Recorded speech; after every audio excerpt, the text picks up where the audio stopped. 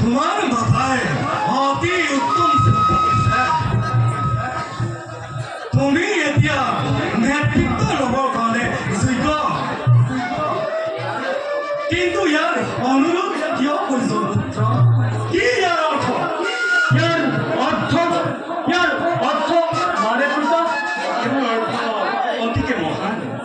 নিশ্চয় এওঁলোকৰ আছে পৰম্পৰা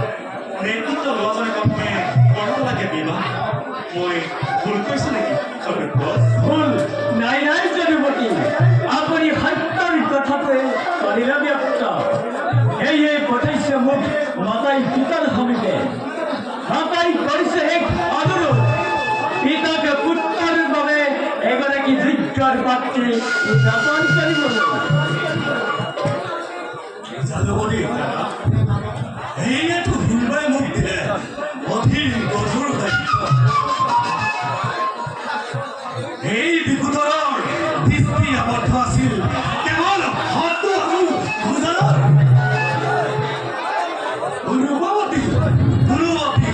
মুনুৰ কন্যাৱতী তেনেস্থলত যোগ্য কন্যা কেনেদৰে আপুনি চিন্তা নকৰিব দাদা সত্তৰ বছৰৰ বাবে যোগ্য কন্যা মই কৰি থৈছোঁ নিৰ্বাচন তুমি যাবা পাঁচজনী মনৰ অপেক্ষাত বৰ্তমান মোৰ নন্দিনী মৰমী আছে মৰমী কথাটো নহয় গমে মৰমীয়ে বৰপাৰ্থী জ্ঞান আৰু বন্ধৰ ধৰি তাত বৰ্তীৰ্ণ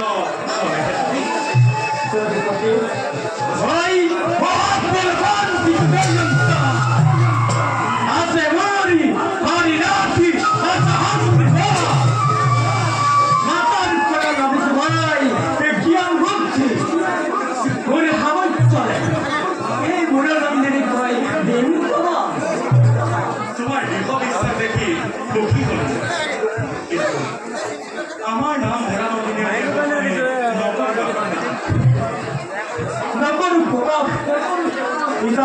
বিয়াত আশীৰ্বাদ